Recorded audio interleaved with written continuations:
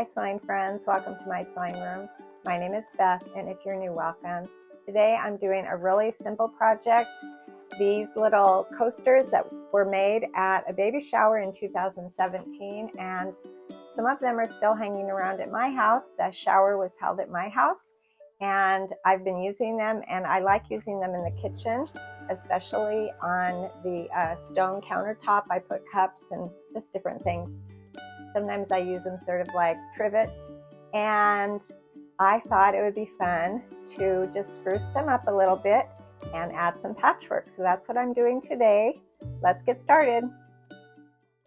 Here are those cork circles. They are about 1/8 of an inch thick. I know one of my daughters cut them out of a sheet of cork, so they are hand cut, and I'm using heat and bond today, and I'm using some scraps.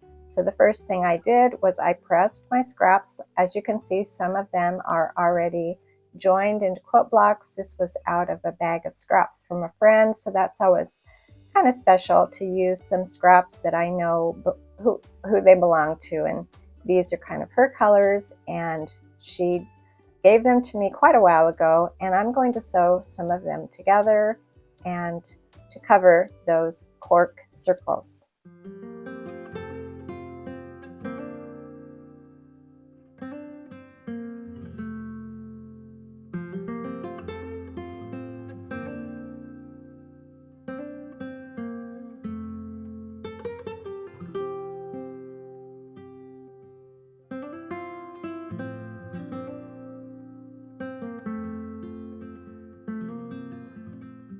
This is such a fun little project. It's something that's really easy to do, and I've been wanting to cover these cork circles for quite a while. I had an idea that I wanted to do it. I wasn't sure how I would do it. I did try one using some glue, and that didn't look quite as neat and tidy as the heat and bond does. And the nice thing about this also is you could use a thick heat and bond. It doesn't need to be lightweight.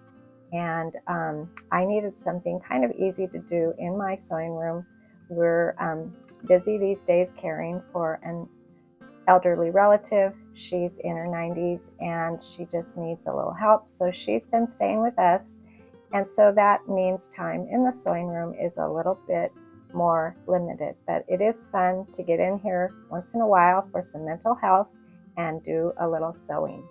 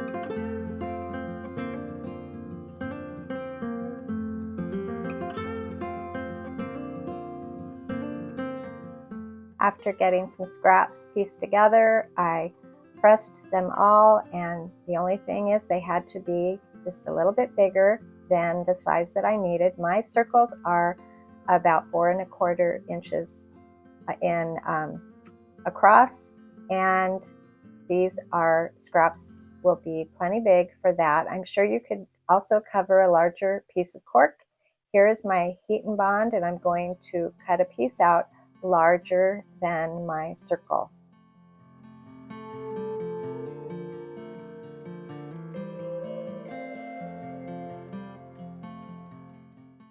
I found the adhesive side, the shiny side, and I'm going to put that on the back of my piece of fabric here, press it, and then I will be pulling off that paper and making sure that the glue on that paper is adhering to the fabric. So I also cut some of the fabric away, and here I'll take that paper and carefully pull it off, and you can see that that shiny side is now on my fabric.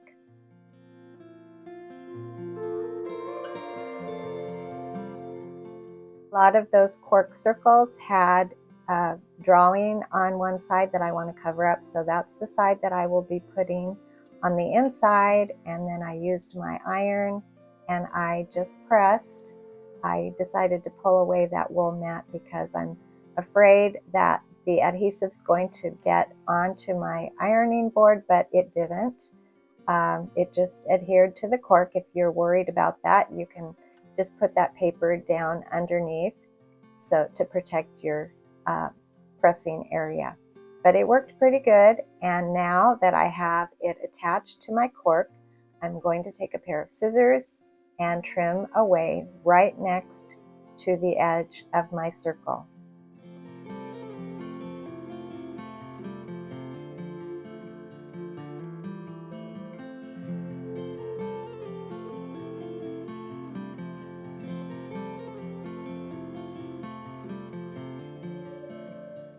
Here's a 4 patch that is the perfect size for my circle, so I'm going to make one using this orphan block. I think this is a really fun project to use for orphan blocks, and so simple. So I pulled off the paper, and again I'm going to add that to my cork circle.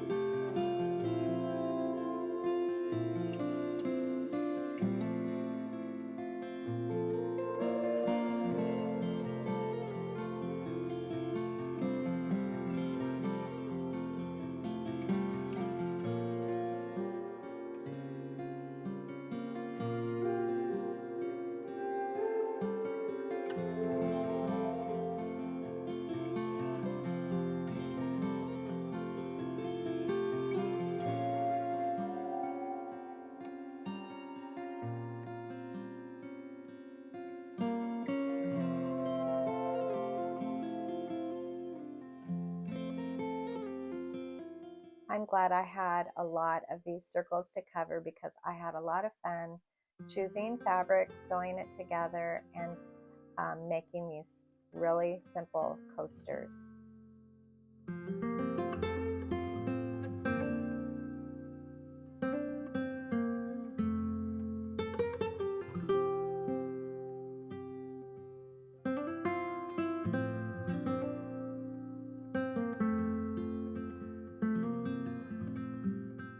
Thanks for joining me today. I really enjoy sewing with you, and I'll see you next time.